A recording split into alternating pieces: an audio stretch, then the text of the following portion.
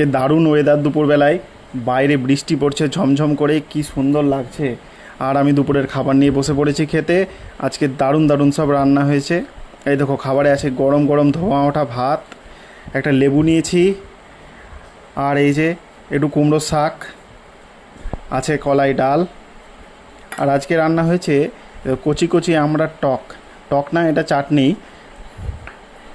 আর আজকের special item হলো লাল লাল ঝালঝাল করে কষা কষা গিলেমেটে কষা। এটা দিয়ে আজকে বৃষ্টির দিন খেতে হেব্বি লাগবে, একদম জমে যাবে। আর সব খাবারের শেষে এই তো আছে একটা পাকা আম।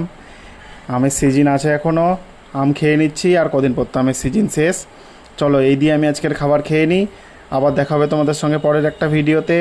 ভিডিওগুলো তোমরা লাইক করে দাও, শেয়ার করো, কমেন্ট করে জানাও, এবং পেজটি ফলো করে দাও, চ্যানেলটা সাবস্ক্রাইব করে দাও। টাটা।